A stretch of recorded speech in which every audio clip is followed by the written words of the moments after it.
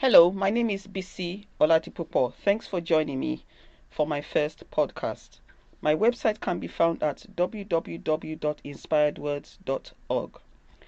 I'll be sharing not God's original intention, but what happened. God said it, but what happened. Have you ever had the Lord speak to you or show you something that involved someone else and it did not come to pass? Not because you didn't want it to, but the other person did not cooperate in the matter. You are not alone. Be rest assured that God is never caught unawares. As a matter of fact, we can actually see something similar happen in Scripture. Let's look at Genesis chapter 1, verse 27. God's original intention for man was good.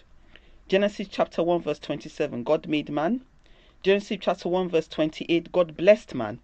Genesis 1, verse 31, behold, God saw everything that he made was very good.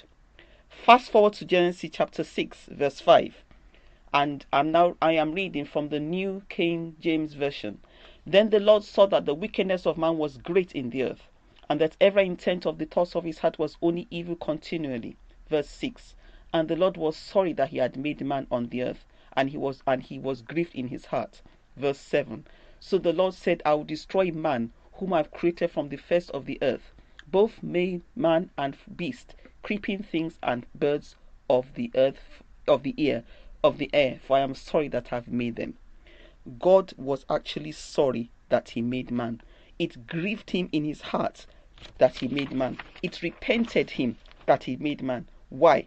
Because man chose to be wicked. Man chose to be wicked. This was not God, it was man. When things involve other people, they may or may not cooperate with the plan of God. And if they don't cooperate with the plan of God, then they will not fall, or they will not comply with God's original intention. So before Adam and Eve, if we look at Genesis, Revelation chapter 13, verse 8, it talks about the lamb that was slain before the foundation of the earth. So before Adam and Eve even sinned, before the earth was even formed, Jesus Christ was slain, which means God was aware that Adam and Eve were going to sin, which means it doesn't matter what you are going through today. Yes, it didn't come to pass because so and so did not cooperate with the plan of God. Be rest assured that God has a backup plan. Man has a free will. And because man has a free will, if man chooses not to cooperate with man, God is not going to force man to do what they don't want to do. So you just be rest assured that yes, so and so did not cooperate with the plan of God, but I go back to God. What you do is you go back to God and you just lay it back to God and be rest assured that God has a backup plan. Psalm 119 verse 165 says, great peace have those that love thy law, and nothing shall offend them. Nothing means absolutely nothing. I want to reassure you, I want to encourage you, just go back to God.